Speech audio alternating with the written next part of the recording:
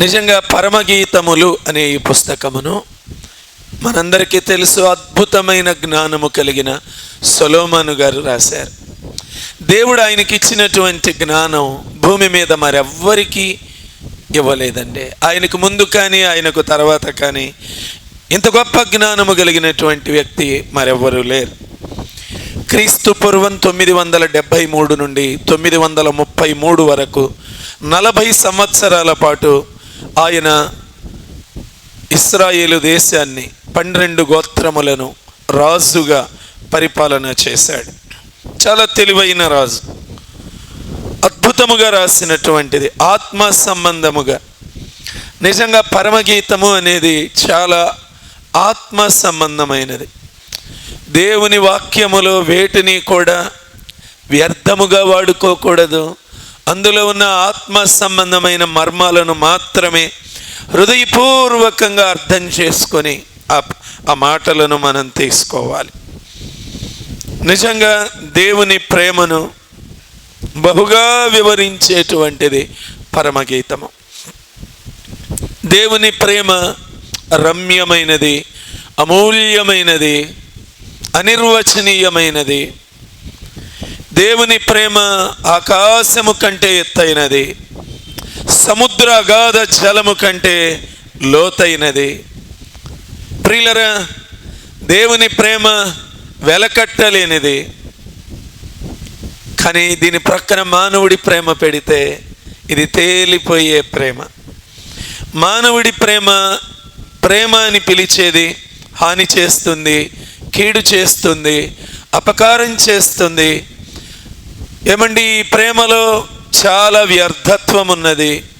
మానవుడి ప్రేమలో కపటం ఉన్నది, మానవుడి ప్రేమలో మోహం ఉన్నది, మానవుడి ప్రేమలో అంతరంగములో చాలా రహస్యమైన ఆలోచనలు, ఇవి ప్రాణము తీసే వరకు నడిపిస్తూ ఉన్నది. అందుకే దేవుని ప్రేమను వివరిస్తూ సొలొమోను అద్భుతంగా రాశాడు. ఈ పరమగీతములలో 4 పదాలు ఎక్కువగా తగులుతూ ఉంటాయి. ప్రియుడు, ప్రియుడు అంటే యేసుక్రీస్తు ప్రభువారికి ఆ పదం చెందుతుంది. ప్రియురాలు అంటే సంఘమునకు చెందుతుంది. యెరూషలేము కుమార్తెలు అంటే నామకార్థ క్రైస్తవులు, దానికి చెందుతుంది. అలవాటుగా దేవుణ్ణి ఆరాధన చేసేవారు. సియోను కుమార్తెలు అని వస్తుంది, వారు ఆత్మ సంబంధమైన దేవుని నడిపింపు కలిగిన వారు. ఈ 4 తరచుగా వస్తూ ఉంటాయి. అందుకని సంఘమనే ప్రియురాలు ఈ లోకంలో దేవుడిని నామకార్థముగా ఆరాధన చేసే యెరూషలేము కుమార్తెలతో తరచుగా యేసు ప్రభు వారి గురించి మాట్లాడుతూ ఉండాలి. సంఘమా, మన నోటిలో మాటి మాటికి యేసు ప్రభువుని గురించిన మాటలు మాటి మాటికి దొర్లుతూ ఉండాలి. మన నోట్లో నుండి దేవుడు, దేవుని ప్రేమ, దేవుని ఆరాధన తరచుగా వస్తూ ఉండాలి. యేసు ప్రభు వారి గురించి మాట్లాడే సంఘంగా మనం ఉండాలి. నిజంగా ప్రియుడైన క్రీస్తు ప్రభు మనలను చూసినప్పుడు నా ప్రియురాలా, నిష్కళంకురాలా అని మనలను పిలిచే వారంగా మనం మారాలి. ప్రియులరా, నిష్కళంకంగా ఉండగలుగుతున్నామా? ఈ లోకంలో నిజంగా దేవుడు మనలను నిష్కళంకురాలా అని పిలవాలి అని ఆశపడుతూ ఉంటారు. మనం ఆ విధంగా పిలిపించబడే వారంగా ఉండాలి. ఇక్కడ మనం చూసిన ఈ 2వ అధ్యాయం 3వ వచనంలో, అడవి వృక్షములలో జల్దరు వృక్షం ఎట్లున్నదో పురుషులలో నా ప్రియుడు అట్లున్నాడు. జల్దరు వృక్షము అంటే ఇంగ్లీష్లో యాపిల్ ట్రీ అని వ్రాయబడింది. యాపిల్ చెట్టు బైబిల్లో సహజంగా ఒక వృక్షము అనేది సహజంగా ఒక వృక్షం అంటే ఒక వ్యక్తికి సాదృశ్యంగా ఉంటుంది, లేదా ఒక వంశానికి సాదృశ్యంగా ఉంటుంది, లేదా ఒక స్థలానికి సాదృశ్యం, లేదా ఒక దేశానికి సాదృశ్యంగా ఉంటుంది. ఇక్కడ ఈ వచనంలో అడవి వృక్షములలో జల్దరు వృక్షం ఎట్లున్నదో పురుషులలో నా ప్రియుడు అలాగా ఉన్నాడు అంటే ఇక్కడ ప్రియుడు అలా ఉన్నారు అని వ్రాయబడింది కాబట్టి ఇది ఖచ్చితముగా ఒక వ్యక్తిని గురించి వ్రాయబడినట్లుగా మనకు అర్థమవుతుంది. ప్రియులరా, ఈ జల్దరు వృక్షము మనకు అర్థం కావటానికి యాపిల్ ట్రీ అని వాడుతూ ఉంటాను. నిజానికి దాని ఫలములు చాలా ఆరోగ్యకరమైనవి. ఎవరైనా తినొచ్చు. జ్వరం వచ్చిన వ్యక్తికి పెట్టచ్చు, షుగర్ ఉన్న వాళ్ళకి చాలా కంట్రోల్లో ఉంటారు. కానీ ఒక యాపిల్ని మాత్రం కొంచెం షుగర్ ఉన్నవారు కూడా తినవచ్చు. అనగా అది మంచి ఫలాలు ఇస్తుంది, ఆరోగ్యకరమైన ఫలాలు ఇస్తుంది. అంతేకాదు దాని నీడ కూడా చాలా ఆరోగ్యకరమైనటువంటిది. ఈ జల్దరు వృక్షము యొక్క ఫలాలు యేసు ప్రభు వారి యొక్క దివ్య గుణ లక్షణములకు సాదృశ్యంగా ఉంటూ ఉన్నాయి. చూడండి, ఇక్కడ ఏమని పోల్చబడుతుందంటే అడవి వృక్షములలో. నిజంగా ప్రియులరా, అడవి వృక్షాలు అంటే అడవిలో చాలా వృక్షాలు ముండ్లతో నిండిపోయి ఉంటాయి. అవి నిష్ఫలమైనవిగా ఉంటాయి. అవి కేవలం వంట చెరుకుగా అంటే పొయ్యిలోనికి ఉపయోగపడేవిగా అనేకమైన వృక్షాలు మనకి ఉపయోగపడుతూ ఉంటాయి. అయితే యేసుక్రీస్తు ప్రభువారు మాత్రం జల్దరు వృక్షమునకు పోల్చబడుతూ ఉన్నారు. లోకములో ఉన్నటువంటి అవతార పురుషులు, యుగ పురుషులు, లోక సంబంధంగా రకరకాలుగా గొప్పవారని చెప్పబడే వారందరూ కూడా అడవి వృక్షములైతే యేసు ప్రభు వారొక్కరు జల్దరు వృక్షము. ఆయన ఒక ప్రత్యేకమైన వృక్షం. ఆయన ఒక విశిష్టమైన వ్యక్తిత్వం కలిగినటువంటి వాడు. ఆయన ఒక ప్రత్యేకమైనటువంటి వాడు. ప్రియులరా, అడవి వృక్షాలేమో ముండ్లతో నిండిపోయి ఉన్నట్లుగా మానవుడు కూడా జన్మ పాపము, కర్మ పాపముతో మనిషి నిండిపోయి ఉన్నాడు. లోకంలో ఎంతమంది మేము మహాపురుషులమండి, మేము అవతార పురుషులమండి అని పిలువబడే వారందరూ గుర్తుంచుకోండి, వారు పాపములో జన్మించిన వారు, పాపములోనే జీవితాన్ని కొనసాగించిన వారు, పాపముతోనే చనిపోయిన వారు. కానీ జల్దరు వృక్షమైన యేసుక్రీస్తు ప్రభుల వారు మాత్రం ఆయన జన్మ పాపము, కర్మ పాపము లేనటువంటి గొప్ప దేవుడు. ఆయన జన్మ పరిశుద్ధం. పరలోకము నుండి దిగి వచ్చిన దేవుని దూత మరియతో చెప్తా ఉంది, పరిశుద్ధాత్మ నిన్ను ఆవరిస్తుంది, నీకు పుట్టబోయే శిశువు పరిశుద్ధుడు. ఆయన జన్మ పాపం, కర్మ పాపం ఏమీ లేనటువంటి వాడు. ఆయన పరిశుద్ధుడు. ప్రియులారా, ఆయన పరిశుద్ధుడు. ఆయన జీవించిన జీవితం పరిశుద్ధం. ఆయనలో ఎవ్వరు ఏ లోపమును కనిపెట్టలేకపోయారు. పరిసయ్యులు, శాస్త్రులు, సద్దూకయ్యులు, ధర్మశాస్త్రోపదేశకులు ఎంతో మంది ఆయనలో ఎన్నో లోపాలు పట్టుకోవాలని చూసిన ఆయనలో ఏ లోపము లేనిటువంటి వాడు. న్యాయ సింహాసనం మీద కూర్చొని ఉన్నటువంటి ఫిలాతు ఎన్నో తరచి అనేక ప్రశ్నలు అడిగిన తరువాత ఈయన యందు ఏ దోషము నాకు కనబడలేదు అని ముమ్మారు సాక్ష్యము చెప్పాడు.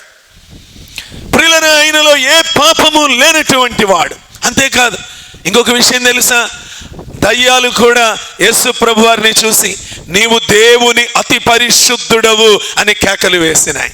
ఎంత పరిశుద్ధుడు యేసుక్రీస్తు ప్రభుల వారు. కాబట్టి ప్రియులరా, ఆయన పాపము లేనివాడు. ఆయన ఒక్కడే ఈ భూమి మీద. అందుకే ఇక్కడ చెప్పబడిన వాక్యంలో ఏమని ఉన్నది, అడవి వృక్షములలో జల్దరు వృక్షం ఎలాంటి ఒక ప్రత్యేకమైనదో, ఒక విశిష్టమైనదో, అనగా ఇది ఒక విశిష్ట గుణలక్షణము కలిగినది, ఒక ప్రత్యేకమైన గుణలక్షణం కలిగింది. యేసు ప్రభుల వారు కూడా ప్రత్యేకమైన గుణలక్షణం. పాపం అంటే లేనివాడు, అంటనివాడు, తాకనివాడు, దరిదాపులకు కూడా ఆయన తాకటానికి అవకాశమే లేని ప్రత్యేకత కలిగిన పరిశుద్ధుడైన దైవ కుమారుడు యేసుక్రీస్తు ప్రభుల వారు. ఆయన ఒక్కడే నా యందు పాపమున్నదని మీలో ఎవడు స్థాపించగలడు అని సవాలు చేసిన వాడు. కాబట్టి ఆయన ఎవరు అంటే ఆయన రక్షించగలిగిన సమర్థుడు, పాపము లేనివాడు, చక్కని మార్గము చూపించగలిగిన వాడు. బైబిల్లో ఒక మాట ఏముంటుందంటే, సరే పాపిని రక్షించగలడా అంటే అది అన్నిటికీ సాధ్యం కాదు. అందుకే యేసు ప్రభుల వారు ఏమన్నారంటే, గుడ్డివాడికి తోవ చూపితే ఇద్దరు పోయి ఎక్కడ పడతారంట, గుంట అంటే ఏంటో తెలుసా, అగ్నిగుండం. ప్రియులను ఎప్పుడూ కూడా ఒక పాపముతో ఉన్న మానవుడిని వెంబడించకూడదు. మనుష్యులు మంచిని వెంబడించకపోయినా ఆయన చేశాడు, ఆయన చేసినప్పుడు లోకంలో పెద్దవాడు గొప్పవాడు, ఆయన చేస్తే ఆమె చేస్తే మనం చేయకూడదా, ఆ తప్పు మనం ఎందుకు చేయకూడదని మనుష్యులు అనుకుంటారు. చాలా తప్పు. ఆ గుడ్డోడి బాటలో మనం కూడా నడిస్తే మనం కూడా పోయి గుంటలో పడతాం. అందుకే మనం జాగ్రత్తగా ఉండాలి. సంఘములో కూడా ఎవరైనా ఒకరు దేవునిలో విశ్వాసంలో జారిపోయి బ్రతుకుతూ ఉంటే మనం వారిని కాదు వెంబడించాల్సింది, బలహీనులను, విశ్వాసంలో జారిపోయిన వారిని, భక్తి జీవితంలో వెనుకబడిపోయిన వారిని, ఆత్మీయతలో వెనుకబడిపోయిన వారిని, ప్రార్థనా జీవితంలో బలహీనులైపోయిన వారిని, దేవునిలో ఆత్మీయ నడిపింపులో సన్నగిల్లిపోయిన వారిని, బక్కచిక్కిపోయిన వారిని చూసి వారు అలా నడుస్తున్నారు, మనం నడిస్తే తప్పేంటి అని నువ్వు వారి బాటలో వెళితే, వారు మాట్లాడినట్లు మాట్లాడటం నేర్చుకుంటే వారే ఇలా మాట్లాడారు కాబట్టి ఇంకా నేను ఇలా ప్రవర్తిస్తే తప్పేంటి అని గనక నువ్వు ఆ బలహీనులు నడిచిన బాటలో నడిచి నువ్వు కూడా నీ హృదయాన్ని కఠినం చేసుకొని ఆత్మీయతలో నుండి తొలగిపోతే ఇద్దరు పోయి గుంటలో పడతారు. అందుకే మనం ఆ విశిష్టమైన చల్దరు వృక్షము యేసుక్రీస్తు ప్రభుల వారు, ఈయన విశిష్టమైన వ్యక్తి. ఇది ఆయనలో ఉన్న మొదటి లక్షణం. ఆయన పాపము లేని వ్యక్తి, ఆయన ప్రత్యేకమైన వ్యక్తి. మన జీవితాలలో ప్రత్యేకత ఉండాలి, విశిష్టత ఉండాలి, మనం ప్రత్యేకించబడిన ప్రజలంగా ఉండాలి. ప్రియ సంఘమా, నీ జీవితంలో ఈ ప్రత్యేకత ఉన్నదా? యేసు ప్రభువారు పాపమంటని పరిశుద్ధుడు, ఆయనలో ఆ ప్రత్యేకమైన గుణం ఉంది. మనం కూడా పాపమునకు దూరముగా పారిపోయే ప్రత్యేకత. అందరూ తప్పు చేస్తున్నారులే అని యోసేపు అనుకోలా. యోసేపు, నా అన్నలు తప్పు చేస్తున్నారు, వారు అనేక సార్లు తప్పు చేయటం నా కళ్ళతో చూసి నా తండ్రికి చెప్పాను, నేను కూడా వారు ఒక రకమైన తప్పు అయితే నేను ఒక రకమైన తప్పు చేయొచ్చు కదా అని అనుకోలా. ఆయన తన వ్యక్తిగత సాక్ష్యం విషయంలో ఒక ప్రత్యేకత, పాపమునకు దూరముగా పారిపోయాడు. మన జీవితంలో ఒక ప్రత్యేకత ఉండాలి. మొర్దెకై జీవితంలో ఒక ప్రత్యేకత, నేను హామానికి నమస్కారము చేయను, జీవము కలిగిన దేవుడికి మాత్రమే నేను సాగిలపడతాను. ప్రియులారా, మన జీవితంలో దేని ముందు సాగిలపడే వారంగా ఉంటున్నాం. నీకు ప్రత్యేకత ఉన్నదా?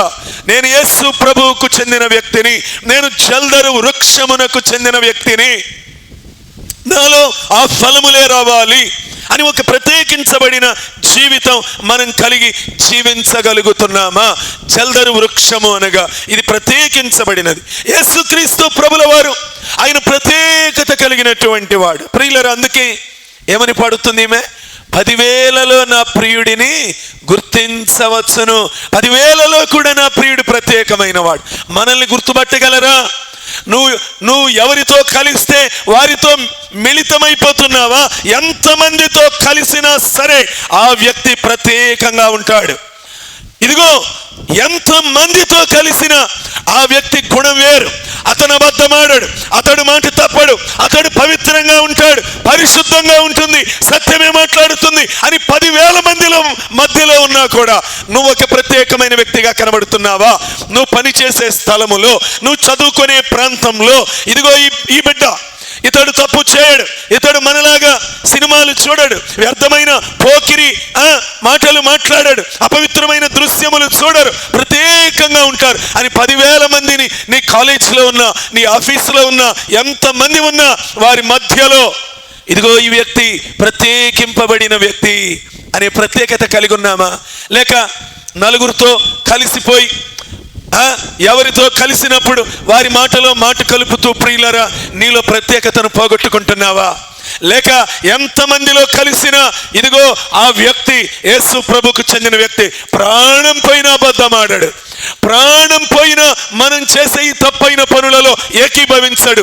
ఈ సాక్ష్యమును మనం కాపాడుకుంటూ యేసు ప్రభు ఎంతమందిలో ఉన్నా కూడా ఆయన నీతిమంతుడు, ఆయన పరిశుద్ధుడు, ఆయన సత్యవంతుడు, ఆయన అబద్ధమాడని దేవుడు, ఆయన మాట తప్పని వాడు, ఆయన నీతిగా నిలవబడేవాడు, ఎంతమందిలో ఉన్నా యేసు ప్రభు గుర్తుపట్టవచ్చు, ఆయన ప్రత్యేకమైన వాడు. మరి మనలో ఈ శ్రేష్టమైన గుణం ఉందా? ఆయనలో అంత ప్రత్యేకత, ఆయన మాటలో ప్రత్యేకత. ఒక మాట చెప్పాడంటే 38 ఏండ్లుగా పడి ఉన్నవాడు లేచి నడిచాడు. ఆయన మాటలో ప్రత్యేకత ఉన్నది. ఆయన మాటలో ఉన్న ప్రత్యేకత. లాజరు సమాధిలో నుంచి వెలుపలికి రా అంటే చనిపోయి 4 రోజులైన వ్యక్తి సమాధిలో నుండి వెలుపలికి వచ్చాడంటే ఆయన మాటలో ప్రత్యేకత ఉంది, అందుకే లేచి వచ్చాడు. ఆయన వస్త్రములలో ప్రత్యేకత. అందుకనే 12 సంవత్సరాలుగా రక్తస్రావ రోగంతో బాధపడుతున్న స్త్రీ ఆయన వస్త్రపు చెంగు ముట్టగానే ఆమె రక్తధార కట్టింది. ఆయన వస్త్రాల్లో ప్రత్యేకత, అన్నిటిలో పరిశుద్ధత ప్రవహిస్తా ఉంది. అందుకే ఆయన ఒక ప్రత్యేకించబడిన వాడు. ఆయనలో పాపం లేదు, అదే ఆయనలో ఉన్న ప్రత్యేకత. అందుకే ఆయనలో ఎల్లప్పుడూ దేవుని జీవము, దేవుని మహిమ, దేవుని తాకుదల, దేవుని అభిషేకము ఆయనలో నుండి ప్రవహిస్తూ ఉండేవి. అందుకే ఆయన ప్రత్యేకమైన వాడు. మనం కూడా ఈ ప్రత్యేకమైన గుణమును కలిగి జీవించాలి. ఆయన భూమి మీద ఉన్నప్పుడు మనలాగానే పాపులతో కలిసే తిరిగాడు, జీవించాడు, భోజనం చేశాడు. కానీ పాపులతో కలిసి తిరిగాడు, కానీ పాపంతో కలవలేదు. గుర్తుపెట్టుకోండి, పాపులతో కలిసి తిరిగాడు కానీ పాపంతో కలిశాడా? No, never never never. మనం ఈ లోకంలో బ్రతకచ్చు, ఈ లోకంలో ఉండొచ్చు, కానీ పాపంతో మాత్రం మనం కలిసేవారముగా ఉండకూడదు. మొదటి గుణము, మనం పాపముతో కలవకుండా ఒక ప్రత్యేకించబడిన జీవితం మనం కలిగి ఉండాలి. ఈ జీవితం ఎవరు కలిగి ఉంటారో వారిలో నుండి అన్ని ప్రత్యేకతలే. మాట్లాడితే ప్రత్యేకత, నువ్వు ఎంత మందిలో ఉన్నా నిన్ను గుర్తుపట్టవచ్చు. ఈ వ్యక్తి మాటలు ప్రత్యేకంగా ఉన్నాయి, వీరి చూపులు ప్రత్యేకం, వీరి ప్రతి క్రియ ప్రత్యేకం. ఈ సాక్ష్యమును మనందరము సంపాదించుకొనేదముగాక. రెండవదిగా ప్రియులారా, ఈ జల్దరు వృక్షము, ప్రియులారా, వృక్షము అంటే ఇది చాలా గొప్పది. ప్రియులారా, నిజమే కదా. యేసు ప్రభు వారు పుట్టింది చిన్న ఇంటిలో, నిజానికి పుట్టింది చిన్న ఇంటిలో, చాలా చిన్నవాడు. కానీ ప్రియులరా, జల్దరు వృక్షముగా ఎలా మారిందో, ఎలాంటి వృక్షముగా మారిపోయింది? మహావృక్షముగా. ప్రియులరా, యేసు ప్రభు వారు కూడా పుట్టింది ఎక్కడో చిన్న పల్లెటూరులో పుట్టాడు, కానీ ప్రపంచమంతా వ్యాప్తి చెందాడు. ప్రియులరా, ఆయన సామాన్యమైన దేవుడు కాదు. యేసు ప్రభు వారు లేని ప్రాంతము లేదు, ఆయన గురించి ప్రకటన చేయబడని ప్రాంతం దరిదాపు లేదు, అయిపోవస్తా ఉంది. అన్ని క్రూరమైన మనుష్యుల మధ్యలోనికి కూడా దేవుని వాక్యం వెళ్ళిపోతూ ఉంది. భూమి యొక్క 4 దిక్కులకు సువార్త వెళ్ళిపోతూ ఉంది. ఆయన జల్దరు వృక్షము, మహా గొప్ప వృక్షం ఎలాగో అలానే యేసు ప్రభు వారు మహా గొప్ప దేవుడు. ప్రియులరా, ఆయన నామము అన్ని నామముల కంటే గొప్ప నామము. ఆయన గొప్ప దేవుడు. చూడండి ఒక్కసారి ఎఫెసీలకు రాసిన పత్రిక 1వ అధ్యాయము 20-21 వచనములు. ఎఫెసీలకు రాసిన పత్రిక 1వ అధ్యాయము, నేను మిగులు అపేక్షించుచు 20-21.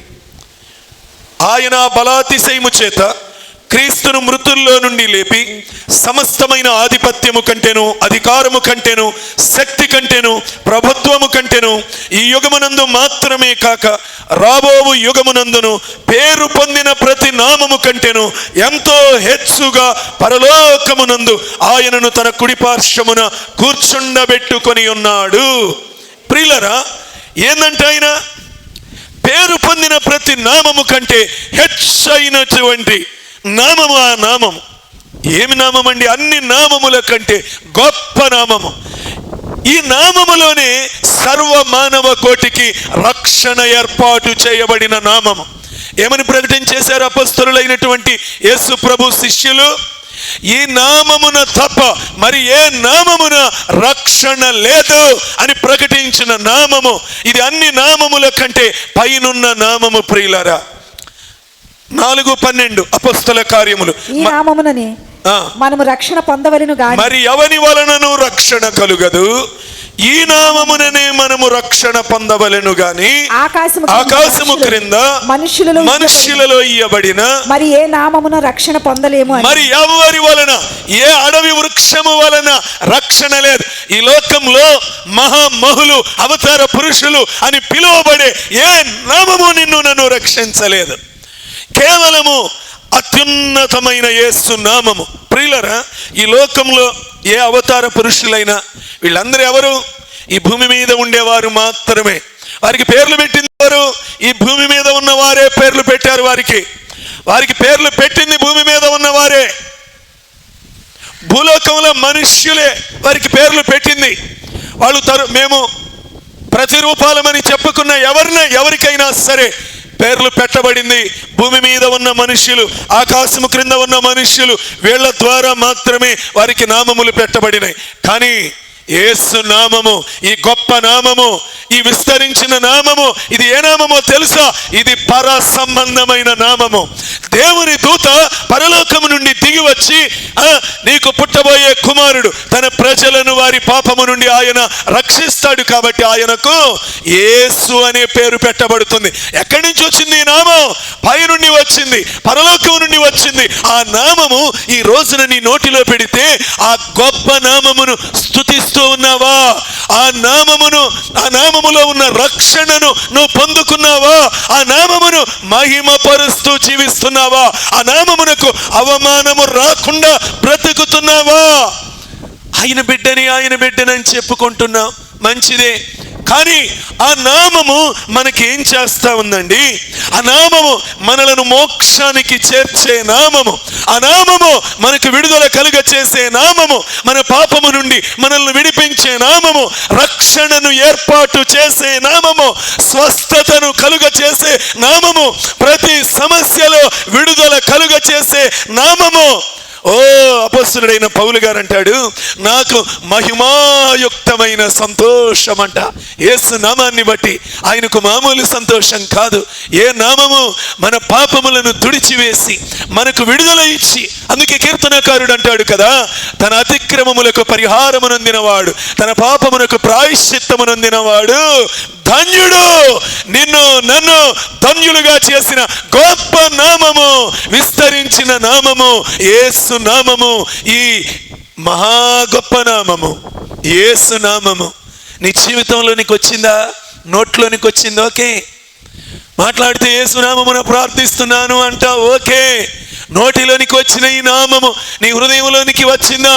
నీ రక్త మాంసములలో మిళితమయ్యిందా? నువ్వు శుద్ధీకరించబడ్డావా? ఈ గొప్ప దేవుని యొక్క గొప్ప శక్తి నీలోనికి వచ్చిందా? ఈ యేసు నామములో ఉన్న రక్షణ అనుభవిస్తూ ఉన్నావా? నీ హృదయంలో చెప్పనశక్యమైన ఆనందం కలుగుతూ ఉందా? గొప్ప నామము, స్తుతించదగిన నామము, స్తుతిస్తూ ఉన్నావా? ప్రియులైన ఈ నామమును ఎంత గొప్పది. రెండవదిగా మనం ఏం విన్నాము అంటే, ఇది బహు గొప్ప నామము, స్తుతించదగిన నామము, సాటిలేని నామము, మోక్షమును చేర్చే నామము, మన బ్రతుకులలో రక్షణను, స్వస్థతను, అన్ని సమస్యలలో విడుదలను, చెప్పనశక్యమైన మహిమాయుక్తమైన ఆనందము కలుగ చేసే నామము. ప్రియులరా, ఈ నామము మన గుండెల మీద చెక్కబడునుగాక. మూడవదిగా ప్రియులరా, మనం గమనించినప్పుడు, మనం ఒకసారి దేవుని వాక్యంలో పరమగీతము 8వ అధ్యాయము 5వ వచనం ఒక్కసారి చూడండి. 8 మీద ఆనుకొని అరణ్య మార్గమున వచ్చినది అవతే, జల్దరు వృక్షము క్రింద నేను నిన్ను లేపితిని. జల్దరు వృక్షము క్రింద నిన్ను నేను లేపితిని. అచ్చట నీ తల్లికి నీ వలన ప్రసవ వేదన కలిగెను, నిన్ను కనిన తల్లి అచ్చటనే ప్రసవ వేదన పడెను. ప్రియులారా, జల్దరు వృక్షము క్రింద నేను నిన్ను లేపితిని. ఎవరిని లేపుతామండి? నిలబడిన వ్యక్తిని లేపుతామా? పడిపోయిన వ్యక్తిని లేపుతామా? ఎవరిని లేపుతాం? పడిపోయిన వ్యక్తిని లేపటం జరుగుతుంది. అంటే లేపాలి అంటే ఖచ్చితంగా ఆ వ్యక్తి పడిపోయినారు అని అర్థం. ప్రియులారా, ఏం జరిగింది?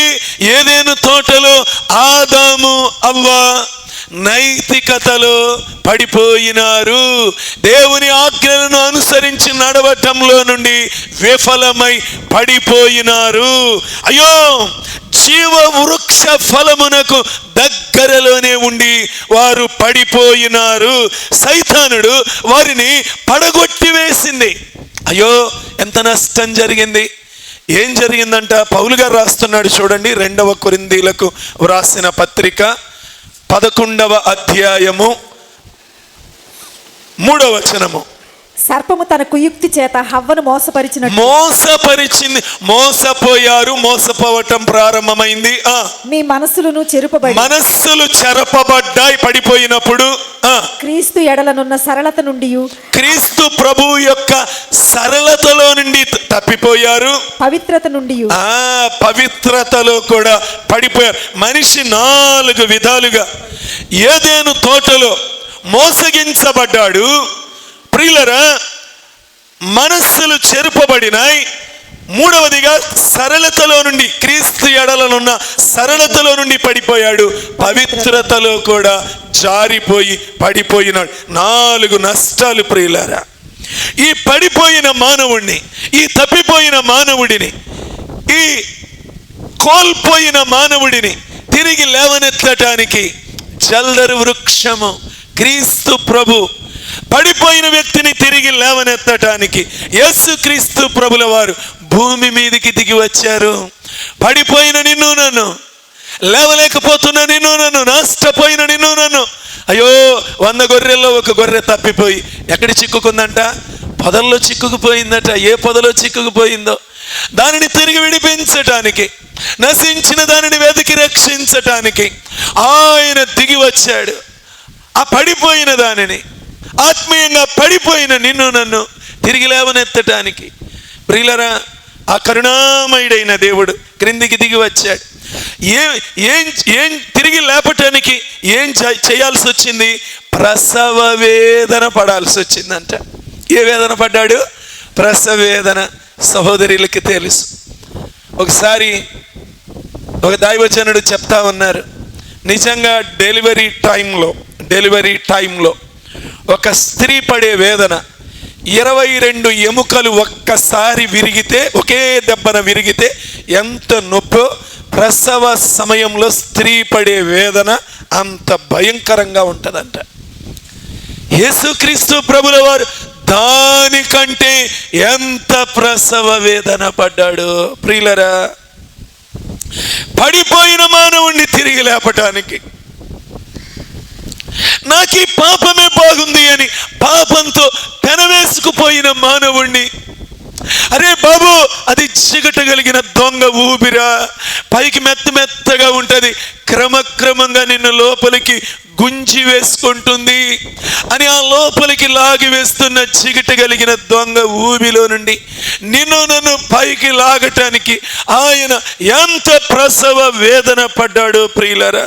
ఏమండి, ఒక్క వ్యక్తిని కంటానికే ఆ వేదన, అంత వేదన ఉంటుందే, మరి ప్రపంచంలో ఎన్ని కోట్ల మంది జనాంగం ప్రియులరా. ఇన్ని కోట్ల మందిని లేపాలి అంటే, పడిపోయిన మానవుడిని లేపాలి అంటే ఆయన ఎంత ప్రసవ వేదన పడాల్సి వచ్చిందో ఎప్పుడైనా ఆలోచన చేసావా?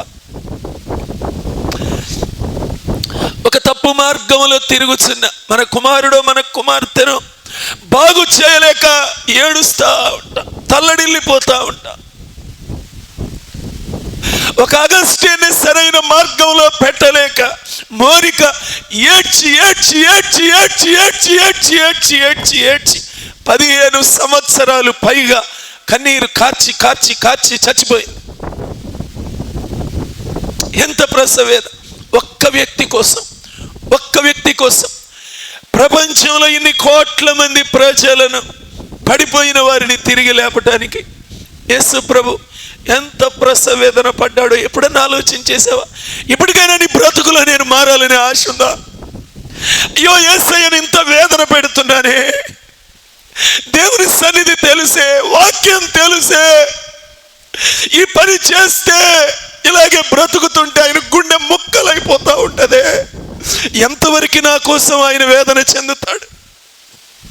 ఇంకా ఎంతకాలం నేను ఆయన నేర్పించేది? ఆ మనసు ఎందుకు రావట్లేదు? ఓ సహోదరుడా, ఓ సహోదరి, ఎందుకని నీ పాపములు ఒప్పుకొని పశ్చాత్తాపడి మారు మనసు పొందకుండా ఆయన నీ కోసం ఇంత ప్రసవేదన పడుతుంటే, నువ్వు ఒక బిడ్డను కంటానికే నువ్వు అంత వేదనే, మరి ఇన్ని కోట్ల మంది వేదన, ఎంత వేదన! దేవుణ్ణి తెలిసి కూడా ఇంకా ఆయన్ని వేదనకు గురి చేసే వ్యక్తిలాగా బ్రతుకుతావా? ప్రియులారా, యేసుక్రీస్తు ప్రభువారు మనల్ని రక్షించటానికి పడిపోయిన మానవుణ్ణి తిరిగి లేవనెత్తడానికి ఈ చల్దరి వృక్షమైన యేసు ప్రభు ఆ కల్వరి మ్రాను కిందకు వచ్చిన ప్రతి వ్యక్తిని చల్దరు వృక్షము క్రింద నేను నిన్ను లేపి తిని. ఈ కరుణామయుడు వ్రేలాడుచున్న కలువరి సిలువ దగ్గరకు మనం వచ్చినప్పుడు ఆ జల్లరు వృక్షము క్రింద సిలువ మ్రాను క్రింద రక్షకుడి శరణు కోరి వస్తే ఆయన మనల్ని పైకి లేవనెత్తి ఆ చిగటి కలిగిన దొంగ ఊబిలో నుండి ఆయన నన్ను పైకి లేవనెత్తి బండ మీద, ఏ బండ మీద? క్రీస్తు అనే బండ మీద నన్ను నిలబెట్టాడు. అమ్మో, నా దేవుణ్ణి నేను ఎంత ఏడిపించాను. దావీదు విలవిలలాడిపోతున్నాడు, ఏడుస్తా ఉన్నాడు, కన్నీరు కారుస్తా ఉన్నాడు, పడక కొట్టుకొని పోతా ఉంది. అమ్మో, నా దేవుడు నా కోసం ఎంత ప్రసవేదన పడ్డాడో. నేను చేసిన ఈ తప్పులో నుండి నేను పతనమైపోకుండా అగ్నిగుండానికి వెళ్లకుండా తిరిగి నన్ను లేపటానికి నా దేవుడు ఎంత ప్రసవేదన పడ్డాడు అని దావీదు ఎంత ఏడ్చాడు, ఎంత కన్నీరు కార్చాడు. ఈ రాత్రి నీలో ఆ కన్నీరు రావద్దా? నన్ను రక్షించటానికి, పాపినైన నన్ను రక్షించటానికి, పడిపోయిన నన్ను తిరిగి లేవనెత్తటానికి రక్షకుడు భూమి మీదికి దిగి వచ్చాడు. చల్దరు వృక్షము మనల్ని రక్షణ వైపు ఈ రక్షకుడు రక్షించటానికి, పడిన స్థితిలోనే ఉండకుండా లేవనెత్తటానికి ఆయన మన దగ్గరకు వచ్చారు. నాలుగవదిగా 7వ అధ్యాయము పరమగీతము 8వ వచనము. తాళవృక్షము నెక్కుదుననుకొంటిని, దాని శాఖలను పట్టుకొందుననుకొంటిని, దాని కుచములు ద్రాక్ష గెలల వలె ఉన్నవి, నీ శ్వాస వాసన జల్దరు ఫల సువాసన వలె, నీ శ్వాస వాసన జల్దరు ఫల సువాసన వలె ఉన్నది. ప్రియులరా, మన శ్వాస వాసన ఎలా ఉంది రాత్రి? ఒక్కసారి చెప్పండి. మన దగ్గర ఏం వాసన వస్తుంది? మన దగ్గర కూర్చున్న వాళ్ళకి ఎవరికైనా ప్రార్థన వాసన వస్తుందా? దేవుని వాక్య వాసన వస్తుందా? ఆత్మీయత వాసన వెళుతుందా? మన దగ్గర కూర్చున్న వారికి మన దగ్గర నుంచి ఏం వాసన తగులుతుంది? ప్రియులరా, నీ దగ్గర నుంచి ఏం వాసన వెళ్తుంది? మన దగ్గర నుంచి ఏం వాసన రావాలని ఆయన అర్పించుకున్నాడు. ఎఫెసీయులకు రాసిన పత్రిక 5వ అధ్యాయము మొదటి 2 వచనములు. కావున మీరు ప్రియులైన పిల్లల వలె దేవుని పోలి నడుచుకొనుడి, క్రీస్తు మిమ్మును ప్రేమించి పరిమళ వాసనగా ఉండుటకు మన కొరకు తన్ను తాను దేవునికి అర్పణముగాను బలిగాను అప్పగించుకొని. ప్రియులరా, మనం పరిమళ వాసన మన దగ్గర రావాలి. ఎందుకో తెలుసా? జాగ్రత్తగానండి, ఒక్కసారి నా వైపు చూడండి అందరూ ఒక్కసారి. ప్రియులరా, దేవుడు మొదటి మానవుడిని ఎలా చేశాడు? ఈ వచనం ఇట్లానే ఉంచండి. మొదటి మానవుడిని ఎలా చేశాడు ఒక్కసారి మీ అందరికీ తెలుసు కదా, చెప్పండి. ఎలా చేశాడంట? నేలమంటితో దేవుడైన యెహోవా నరుని నిర్మించి వాని నాసికా రంధ్రములలో జీవవాయువుని ఏం చేశాడు? ఊదగా. ఎక్కడ ఊదాడు? నాసికారం. అంటే ఎక్కడ? మన ముక్కు దగ్గర ఆయన ఊదాడు. జాగ్రత్తగానండి ఒక్కసారి. మనం శ్వాస పీల్చుకొని వదిలేటప్పుడు 2 ఉంటాయి, ఉచ్ఛ్వాస, నిశ్వాస. ఒక్కసారి ఎక్సర్సైజ్ చేద్దామా? గాలి పీలవండి, ఒక్కసారి వదలండి. గాలి పీల్చి వదిలేటప్పుడు ఏం గమనించారు? గాలి పీల్చేటప్పుడు వదిలేరు కదా? నీకు ఇష్టమున్నా లేకపోయినా ఈ భూమి మీద ప్రతి మానవుడు పీల్చేటప్పుడు ఏ అనే శబ్దం వస్తుంది, వదిలేటప్పుడు సు అనే శబ్దం వస్తుంది. ఒకసారి చూడండి, ప్రయత్నం చేయండి. గాలి ఒక్కసారి పీలవండి, ఏ వదలండి, సు. ఏ సు, ఏ సు. నాసికారంధ్రంలో ఊపిరి పోసిన ఆయన. అందుకని యేసు ప్రభు అంటే మాకు ఇష్టం లేదు అనేవాళ్ళు ముక్కు మూసేయటమేక. నీకు ఇష్టమున్నా లేకపోయినా నిన్ను బ్రతికించేది యేసు నామమే. ప్రియులారా, ఈ ముక్కుకి ఎల్లప్పుడూ పరిమళ వాసన, యేసు వాసన తగులుతూనే ఉంది. అందుకే బ్రతుకుతున్నాం. ఇష్టమున్నా లేకున్నా, ఆయన ఆరాధించినా ఆరాధించకపోయినా మానవుడు బ్రతుకుతున్నాడంటే ఈ ఉచ్ఛ్వాస నిశ్వాసంలో యేసు యేసు యేసు ఇది 24 గంటలు ప్రతిధ్వనిస్తూ ఉంది. కాబట్టి కొన్నిసార్లు అనుకుంటాం కదా, మరి బాబు దేవుడు ఇంకా ఈయన ఎందుకు తీసేయటం లేదు, ఇంత దుర్మార్గుడు అనుకుంటాం. తీసేయడు కదా, ఆడు కూడా యేసు యేసు అంటున్నాడు కదా, ఇంకా లోపలికి ఏమన్నా బానిస్తాడేమో అని ఆయన ఎదురు చూస్తున్నాడు. ముక్కు దగ్గర అంటున్నాడు, గుండె దగ్గరికి కూడా వెళ్తాడేమో అని తరుణం ఇస్తా ఉంటాడు. అలాంటి వారికి కూడా చాలా సందర్భాల్లో ప్రియులరా. కాబట్టి మనం ఖచ్చితంగా మనం ప్రతి ఒక్కరికి కూడా పరిమళ వాసనగా మారాలి. అపొస్తలుడైన పౌలు గారు అంటున్నాడు, సువార్త విని ఆయనకు లోబడే వారికి మేము జీవార్థమైన సువాసన అంట. 2 కొరింథీ 2వ అధ్యాయము 15-16 వచనములు. 2 కొరింథీ 2వ అధ్యాయము 15-16. రక్షింపబడు వారి పట్లను నశించు వారి పట్లను మేము దేవునికి క్రీస్తు సువాసనయ్యి ఉన్నాము. క్రీస్తు సువాసనయ్యి ఉన్నాము. నశించు వారికి మరణార్థమైన మరణపు వాసనగాను, రక్షింపబడు వారికి జీవార్థమైన జీవపు వాసనగాను ఉన్నాము. ప్రియులనే, వాక్యము అంగీకరించిన వారికి జీవార్థమైన రక్షణ వాసన, వాక్యము అంగీకరించని వారికి మరణార్థమైన మరణపు వాసన. ప్రియులరా, నీవు నేను ఈ జీవపు వాసన మన దగ్గర, మనం క్రీస్తు సువాసనగా లోకములో నువ్వు మారు మనస్సు పొందితే ఎవరి దగ్గర మాట్లాడాలి?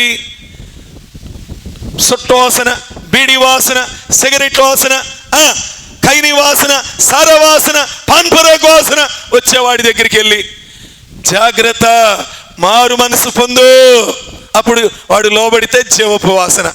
రే నాయనా, నువ్వు మార్చుకోకపోతే అది బొగ్గన పెట్టి పెట్టి పెట్టి చెప్పాక చాలాసార్లు చివరికి ఏమవుతుంది, బ్రష్తో రుద్దుతా ఉంటే ఆ బ్రష్ బొగ్గలో నుంచి తినేస్తుంది లోపలది. మరణపు వాసన. హాస్పిటల్కి వెళ్తే క్యాన్సర్ అంటున్నారు. ప్రియులనే, అందుకే మనం ఈ పరిమళ వాసనగా మనం ఉండాలి. ఏ వాసన మన దగ్గరికి వస్తూ ఉంది ప్రియులరా? ఈ వాసన కనుక వస్తే, ఈ బీడీ, సిగరెట్, చొట్ట, త్రాగుడు, గుట్కాలు, ఈ వాసన మన దగ్గరకు వస్తే లోపల ఉన్నవన్నీ పాడైపోయి బండి తొందరగా ఎక్కుతున్నాం. చాలామంది అనవసరంగా ప్రాణాలు పోగొట్టుకుంటూ ఉన్నారు. ప్రియులనే, మన దగ్గర ఏం వాసన వస్తుంది? ఎంత వాక్యం విన్నా నోటి వెంట ధనాపేక్ష వాసన, కుల వాసన. ఇక వాళ్ళు కులాల గురించి తప్ప వేరే ఏటి గురించి దేశంలో మాట్లాడరు. కులాలే. కుల వాసన, లంచగొండి వాసన, మోసాల వాసన, అబద్ధపు వాసన, చెడు సాక్ష్యముల వాసన. ప్రియులర, మన దగ్గర ఏం వాసన కొడుతూ ఉంది? ఖచ్చితంగా మన దగ్గర ఉన్న వాసన పక్క వాళ్ళకి వెళ్ళిపోతుంది. నువ్వు పరిమళ వాసన వెళ్తుందా? జీవపు వాసన వెళుతుందా? ఏం వాసన వెళుతుంది నీ దగ్గర నుండి? సహజంగా ఇళ్ల పరక్క నుండే 2 ఇళ్ళాళ్ళు ఆడాళ్ళు ఏమనుకుంటారు? వదినమ్మ బాగున్నారా, వదినమ్మ బాగున్నారా అని పిలుచుకుంటూ ఉంటారు. ఒకరోజు ఒక వదినమ్మ ఇంకొక వదినమ్మని అడుగుతుందంట. ఏమని అడుగుతుంది? వదినమ్మ ఇవాళ కూర ఏం వండలేదు, కాస్త కూర పెట్టవా అందంట. ఏమందంట, అయ్యో ఇవాళ అసలు నేను కూరే వండల, పచ్చడే చేశానంటే ఆమె పరువు మొత్తం తీసింది. ఇందాక నువ్వు తాలింపేసినప్పుడు వాసన నాకు బాగానే కొట్టింది, పెట్టుకోర కత్తి అందంట. ఏం వాసన వచ్చింది? తాలింపు వాసనే వస్తుంది. అంటే మన దగ్గర నుంచి ఏం వాసన వెళ్తుంది ఇతరుల దగ్గరికి? ప్రేమ వాసన వెళుతుందా? క్షమాపణ వాసన వెళుతుందా? పరిశుద్ధత వాసన వెళుతుందా? ప్రార్థన మాత్రం, అయ్యా మేము క్షమించాలి ప్రభు, అందరిని ప్రేమించాలి ప్రభు, అందరిని క్షమించాలి, అందరి పట్ల మేము అయ్యా జాలి కలిగి ఉండాలి, దయ కలిగి ఉండాలి, అన్ని కంఠస్థపు ప్రార్థనలు. ఏం ప్రార్థనలు? కంఠస్థం చేసిన బట్టిన ప్రార్థనలు. బ్రతుకులో ఉన్నాయా? ఒక వ్యక్తి పట్ల కొంచెం ప్రేమ, కొంచెం జాలి, కొంచెం దయ, ఈ వాసన మన దగ్గర నుంచి, అరే వీళ్ళ దగ్గరికి వెళ్తే నాకు ప్రేమ దొరుకుతుంది, ఈ ఆపద సమయంలో నన్ను కనికరిస్తారు, నన్ను దగ్గరికి తీస్తారు, నన్ను ప్రేమిస్తారు, నన్ను క్షమిస్తారు, నన్ను హక్కున చేర్చుకుంటారు, ఈ వాసన మన దగ్గర నుంచి వెళ్తుందా? ఓరి బాబు చావనన్నా చస్తా గాని అంత కఠినమైన వ్యక్తి దగ్గరికి మాత్రం నేను రానే. ఏం వాసన వెళ్తుంది మన దగ్గర? ప్రియులరా, పరిమళ వాసన వెళ్ళాలి మన దగ్గర. బట్టిని ప్రార్థనలతో మానేయండి. నువ్వు ప్రార్థన చేయకపోతే దేవుడు ఆనందపడతాడు. ఏమన్నాను? ప్రార్థన చెయ్యకపోతే ఆనందపడతాడు, చేస్తే ఏడుస్తాడు ఆయన. ఎందుకురా బాబో ఈ ప్రార్థన చేస్తున్నావు? జీవించేదంతా ఒక రకం, చేసే ప్రార్థన అంతా ఇంకో రకం. ఎందుకు ఇది ఈ వేషధారణ ప్రార్థన? ఆయనకి గుండెపోటు. ప్రియులారా, ఇది మానివేద్దాం. మన దగ్గర పరిమళ సువాసన రావాలి. ఖచ్చితంగా క్రియలు ఉండాలి. క్రియలతో కూడిన భక్తి మన దగ్గర ఉండాలి. ప్రియులరా, 13వ అధ్యాయం చదవాలి. మొదటి కొరింథీ ఆ 13వ అధ్యాయం చదివి ఆ ప్రేమ కలిగి ఉంటే ఏ గుణాలు ఉంటాయో అక్కడ వ్రాయబడింది. అవన్నీ మనలోనికి రావాలి. ప్రభు దగ్గర రోజు పెట్టుకుని అభ్యాసం చేయాలి.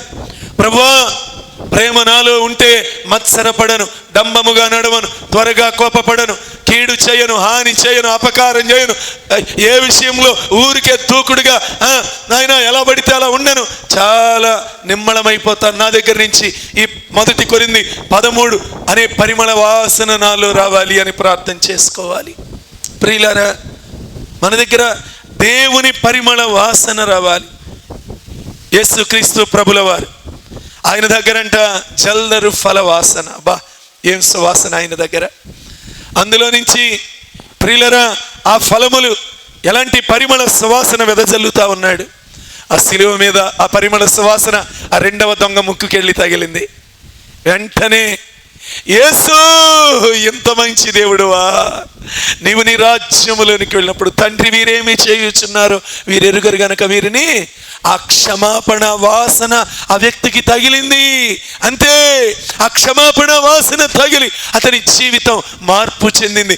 ఈ రోజు కూడా ఆయన దగ్గరికి వెళ్తే నన్ను క్షమిస్తాడు. నా జీవితం ఎంత పాడైపోయినా, నా బ్రతికి ఎంత చెడిపోయినా ఆ నన్ను క్షమించే దేవుడు ఉన్నాడని ప్రియులరా, అందరూ ఆయన దగ్గరికి వెళ్ళటం లేదా? ఆయన దగ్గర నుంచి ఆ పరిమళ సువాసన రాబట్టే కదా నువ్వు నేను అక్కడికి వెళ్ళి ఆ సువాసనను పీల్చుకొని, ఆ క్షమాపణనే సువాసన పీల్చుకొని ఎంత కృప పొందుతున్నాం. మనలో కూడా ఈ పరిమళ సువాసన మన జీవితములలో వచ్చునుగాక. ప్రార్థన సువాసన వెదజల్లబడునుగాక. ఆత్మీయ సువాసన వెదజల్లబడునుగాక. ప్రియులారా, 5వదిగా మరలా 2వ అధ్యాయము 5వ వచనము. ప్రేమాతిశయము చేత నేను మూర్ఛిల్లుచున్నాను. చాలా, ప్రేమాతిశయము చేత నేను మూర్ఛిల్లుచున్నాను. కాబట్టి మూడో లైన్ చదువమ్మా. జల్దరు పండ్లు పెట్టి నన్ను ఆదరించు. మూర్ఛిల్లిన ఈమె కంట ప్రేమాతిశయము చేత, దేవుణ్ణి ప్రేమించే స్త్రీయే కానీ మూర్ఛ వచ్చిందంట. అంటే శ్రమ వచ్చింది. దేవుణ్ణి ప్రేమించే వారికి కూడా శ్రమలు వస్తాయా? ఏమా అందరు జాగ్రత్తగానండి. దేవుణ్ణి ప్రేమించే వారికి కూడా శ్రమలు వస్తాయా? యేసు ప్రభు దగ్గరికి వస్తే శ్రమలు పోతాయి అని వచ్చామండి. యేసు ప్రభు దగ్గరికి వస్తే కష్టాలు పోతాయి అని వచ్చాం, అప్పులు తీరతాయి అని వచ్చాం. ఏం చేసి అప్పులు? తాగి అప్పులు చేసి, వ్యభిచారంలో బతికి అప్పులు చేసి యేసు ప్రభు దగ్గరికి వస్తే ఆ అప్పులు తీర్చలేదని అందుకని ప్రార్థన మాకొద్దు. ఏమొద్దంట? ప్రార్థన వద్దంట.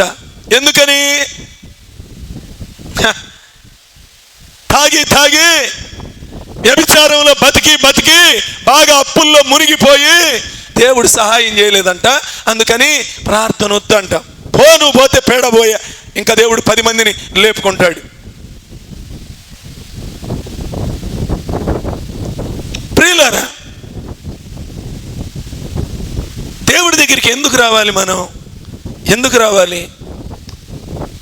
ఏమండి, నిత్య జీవం ఇస్తాడండి, రక్షణ ఇస్తాడండి, పరలోక పౌరసత్వం ఇస్తాడండి. అవి పొందుకోవటానికి దేవుడి దగ్గరికి రావాలి. సరే, ఇక్కడ ప్రేమాతిశయము చేత నేను మూర్ఛిల్లితిని. దేవుణ్ణి ప్రేమించే వ్యక్తే, యేసు ప్రభువులో నమ్మకంగా కొనసాగే వారికి కూడా ఖచ్చితంగా కష్టాలు వస్తాయి, శ్రమలు వస్తాయి, ఇరుకులు వస్తాయి, ఇబ్బందులు వస్తాయి. ప్రియులైన అయితే ఏం చేయాలి? జల్దరు పండ్లు పెట్టి నన్ను ఆదరించు. ఏమండి, యేసు ప్రభు ఏం చేస్తాడో తెలుసా? ఆయన నిన్ను ఆదరిస్తాడు. ఖచ్చితంగా ఆదరిస్తాడు. ఏమండి, అందుకే మనం కూడా యేసు ప్రభు బిడ్డలం, దేవుని బిడ్డలం, ఒకరినొకరు ఆదరించుకోవాలి. అది మన యజమానుడి లక్షణం, అది మన గురువు గారి లక్షణం. ఆదరించుకోవాలి, కరుచుకోకూడదు. ఏందమ్మా? ఆదరించుకోవాలి, కైమని పడకూడదు. ఆదరించుకోవాలి ఒకరినొకరు. కాబట్టి మనం ఆదరించుకునే వారంగా మారాలి.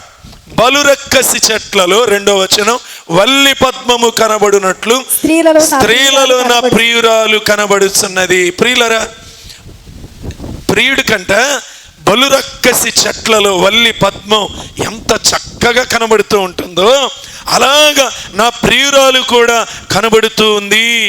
ప్రియులరా, ఒక మాట గుర్తుపెట్టుకోండి, మనం ప్రార్థనా పరులమే, మనం వాక్యం శ్రద్ధగా ధ్యానించే వారిమే, మనం ఆత్మీయత కలిగినటువంటి వ్యక్తులమే.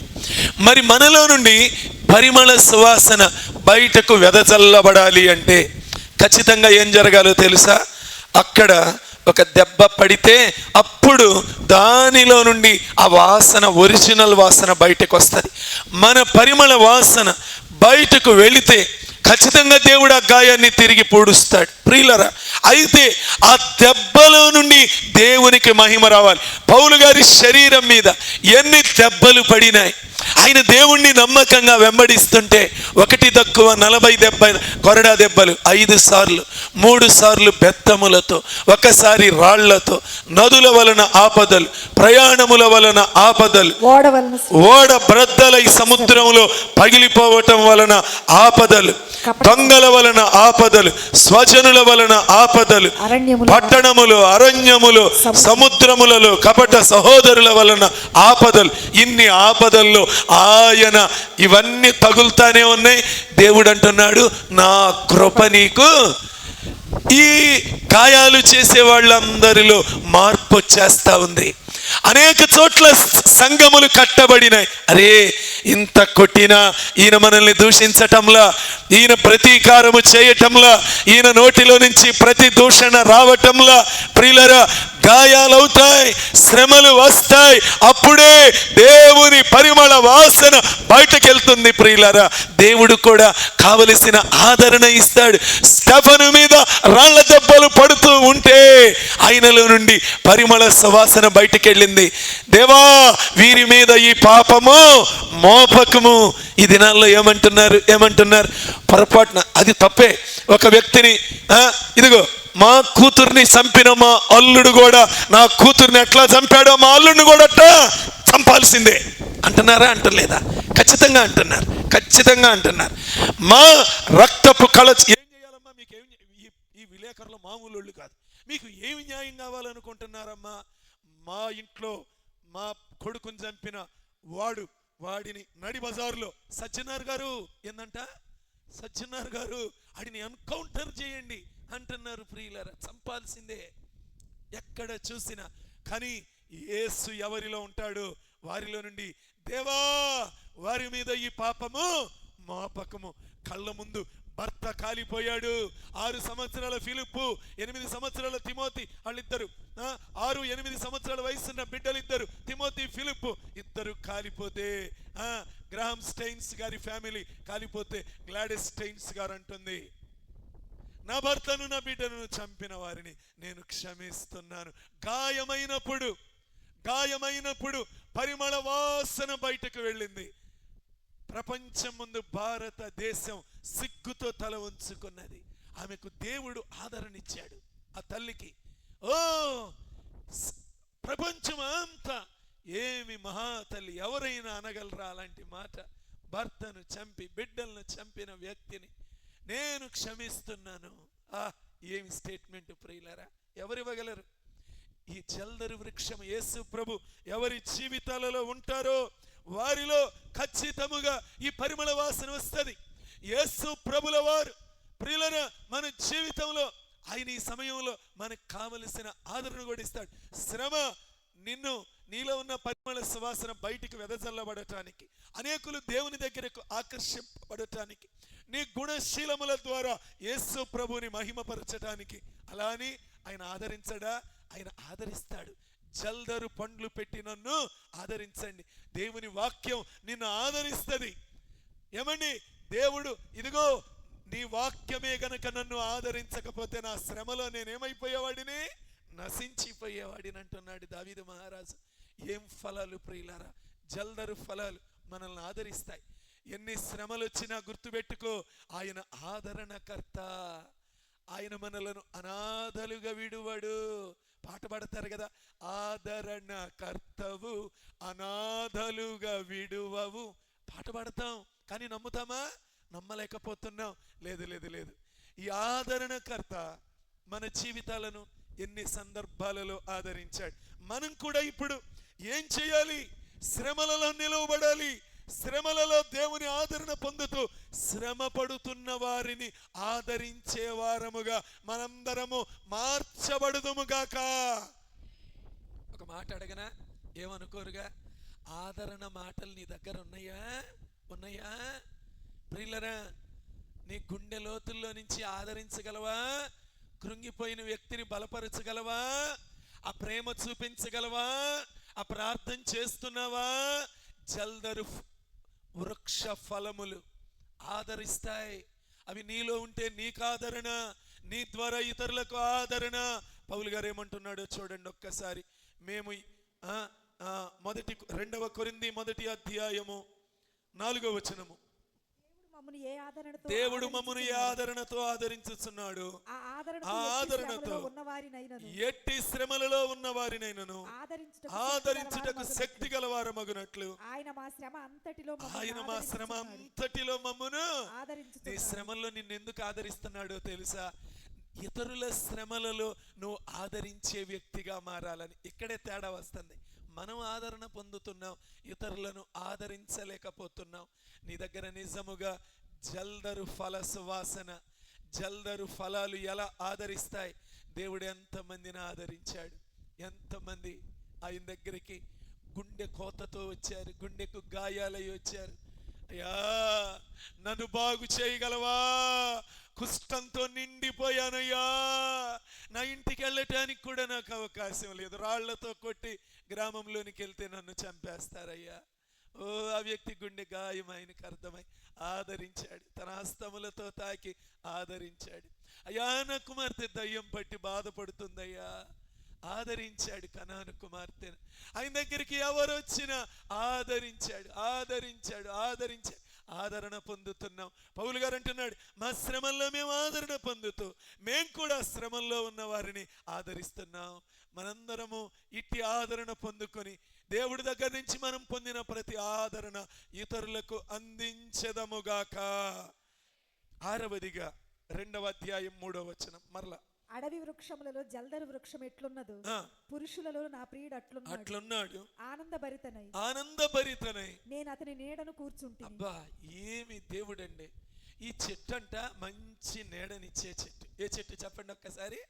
మంచి నీడనిచ్చే చెట్టు.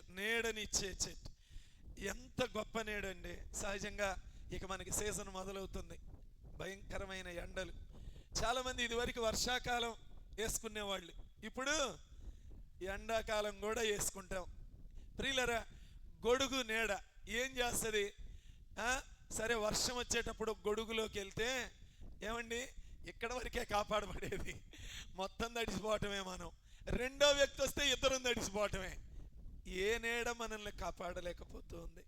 కానీ ఒక నీడ ఉన్నది ప్రియులరా, 30 లక్షల మంది జనాంగాన్ని మేఘస్తంభములో ఉండి కాపాడిన నీడ. అబ్బా, ఎంతమందిని చెప్పండి? 30 లక్షల మందిని. 6 లక్షల కాల్బలము, వారితో వచ్చే పెద్దలు పిన్నలు అందరూ కలిపి 30 లక్షల మంది ప్రజలు సుమారుగా. ఇంతమంది మీద ఎలాంటి నీడ ప్రియులరా! ఆ నీడ అరణ్యములో వారిని నడిపించింది. భయంకరమైన అరణ్యములో, ఎలాంటి భయంకరమైన అరణ్య మార్గములో గుండా ఇశ్రాయేలీయులు ప్రయాణం చేశారో తెలుసా? పగలు మేఘస్తంభములో, రాత్రి అగ్నిస్తంభములో ఉండి వారిని కాపాడిన ఆ నీడ ఎంత గొప్ప నీడ. అందుకే కీర్తనాకారుడు ఎక్కడికి రమ్మని పిలుస్తున్నాడు? 91వ కీర్తన 1వ వచనంలో అందరికీ బాగా తెలుసు కదా, ఏమంటాడు? మహోన్నతుని చాటున నివసించువాడే ఆ, సర్వశక్తుని నీడను ఆ విశ్రమించు. సర్వశక్తిని నీడ, ఆ నీడలో విశ్రమిస్తే ఆ అధ్యాయం అంతా మీకు తెలుసు, పతాక చదువుకుంటారు. ఏ కష్టం వచ్చినా ఆ నీడలో ఉంటే ఆ అధ్యాయంలో ఉన్న దీవెనలన్నీ కలుగుతాయి. అందుకే ఆ సర్వశక్తిని నీడలోనికి వెళ్ళాలి. అధ్యాయంలో ఉన్న ఆశీర్వాదాలన్నీ ఆ నీడ క్రింద ఉన్న వారికి దొరుకుతాయి. మలాకి 4:2 నీతి సూర్యుని రెక్కల నీడ. ఏ నీడ? నీతి సూర్యుని రెక్కల నీడ. ఆయన రెక్కలు స్వస్థత. ఆయన నీడ క్రిందకి వెళ్తే, ఆ రెక్కల క్రిందకి వెళ్తే స్వస్థత, స్వస్థత. ఆ నీడలో స్వస్థత ఉంది, ఆ నీడలో విశ్రాంతి ఉంది, ఆ నీడలో సొమ్మసిల్లిన ప్రాణం తిరిగి సేద తీరుతుంది. ఆ మేఘములో ఆయన నుండి ఆ చల్లని ఆ భయంకరమైన అరణ్యములో ఎండ 50 డిగ్రీలకి తక్కువే మాత్రము ఉండని అరణ్య మార్గంలో ఇశ్రాయేలీయులు వెళ్ళుచున్నప్పుడు ఎలాంటి నీడగా ఉన్నాడు ప్రియులరా. ఏసీలాగా మేఘం కమ్మేసింది ఇశ్రాయేలీయుల్ని. ఎంత చక్కని దేవుడు, ఎలాంటి విశ్రాంతినిచ్చే దేవుడు, ఎలాంటి మండే అగ్నిలో, మండే సమస్యలలో, నీ జీవితాన్ని కాల్చివేసే సమస్యలు, నువ్వు ఏ సమస్యలతో నీ కుటుంబం మండిపోతా ఉందో, కాలిపోతా ఉందో, సమస్యలు అన్ని దిక్కుల వేడి పుట్టించేస్తున్నాయి. కోపం తట్టుకోలేకపోతూ ఉన్నావు, సమస్యలు పెరిగిపోతున్నాయి, అనేకమైన వాటిని నువ్వు కంట్రోల్ చేసుకోలేకపోతున్నావు. ఈ టైంలో నీకు కావాల్సింది ఒక నీడ కావాలి. ఆ నీడ రమ్మని పిలుస్తా ఉంది. నేను విశ్రాంతినిస్తా, నేను నెమ్మదినిస్తా. మత్తయి సువార్త 11వ అధ్యాయము 29వ వచనము, 28. ప్రయాసపడి భారము మోసుకొనుచున్న సమస్త జనులారా ఆ. నా యొద్దకు రండి, ఆ. నేను మీకు విశ్రాంతి కలుగజేతును. ఓ, ఆయన దగ్గరికి వెళ్తే ఆయన మనకి విశ్రాంతి కలుగ చేస్తాడు. ఆయనలో విశ్రాంతి ఉంది, ఆయనలో నెమ్మది ఉన్నది. ఆయన 6 దినాలు పనిచేసి 7వ రోజు ఏం తీసుకున్నాడు? ఆయన విశ్రాంతి తీసుకున్నాడు. ఆయన విశ్రాంతిలో ఉన్నాడు. ఆయన విశ్రాంతినిచ్చే దేవుడు, అనగా నెమ్మది, సమాధానము. ప్రియులారా, ఈ రాత్రి ఆ దేవుడు మనల్ని పిలుస్తున్నాడు. ఆ నీడలోనికి వస్తే, ఆయన రెక్కల నీడలోనికి వస్తే నీకు విశ్రాంతి, నీకు నెమ్మది, నీకు ఆరోగ్యము, నీకు క్షేమము. ప్రియులారా, ఆ గొప్ప దేవుడు ఈ రాత్రి నిన్ను ఆయన రెక్కల నీడ క్రిందకి రమ్మంటున్నాడు.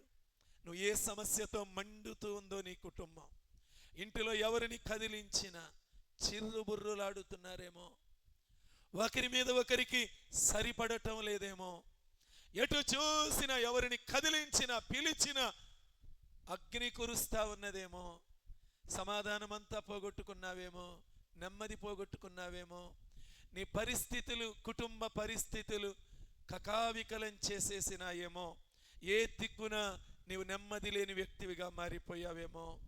యేసు ప్రభు అంటున్నాడు, నేనెంతమందికి నెమ్మదినిచ్చాను, నా దగ్గర విశ్రాంతి ఉంది. నేను మీకోసం కల్వరి సిలువలో కలవరమంతా ఓడించి వేసి, సాతానుని చితక తొక్కి, మిమ్మలను గలిబిలి చేస్తున్న అపవాది శక్తుల తలను కల్వరి సిలువలో చితక తొక్కి వాటిని ఓడించి వేశాను. నా దగ్గరకు వస్తే, నా నీడ క్రిందకు వస్తే మిమ్మలను కలవరపెట్టే శక్తులు ఈ రోజు నుండి కనబడకుండా మాయమగునుగాక, అవన్నీ కాలిపోవునుగాక. కరుణామయుడు పిలుస్తున్నాడు ఈ రాత్రి. నా రెక్కల నీడ ఇశ్రాయేలీయులను 40 సంవత్సరాలు అరణ్య మార్గంలో నడిచిన వారిని ఏ క్రూర సర్పము, జంతువు తాకకుండా, వారు అలసిపోకుండా, సొమ్మసిల్లకుండా అరణ్య మార్గంలో నడిపించా. నిన్ను సొమ్మసిల్లనివ్వను. నీ చుట్టూ ఏ క్రూర మృగాలు లేస్తున్నా, అన్యాయముగా నిన్ను కాటు వేయాలని నీ బంధువులు, నీ తోటివారు, నువ్వు నమ్మిన వారు, నీ పొరుగునున్నవారు, నీ మీద పగబట్టిన వారు ఎవరు నీకు వ్యతిరేకముగా లేచి నీ మీద బొసలు కొడుతూ ఉన్నా, దేవుడు అంటున్నాడు, నేను ఇశ్రాయేలీయులను వదిలిపెట్టలా. 30 లక్షల మంది నా దగ్గర నెమ్మది పొందారు. ఈ రాత్రి మీరు నా దగ్గరకు వస్తే, నా రెక్కల నీడలో మీకు విశ్రాంతి ఉంది, మీ మనస్సులకు విడుదల ఉన్నది, కృంగిపోయిన మీ ప్రాణములు సేదతీరతాయి, మీ సమస్యల్లో విడుదల దొరుకుతుంది.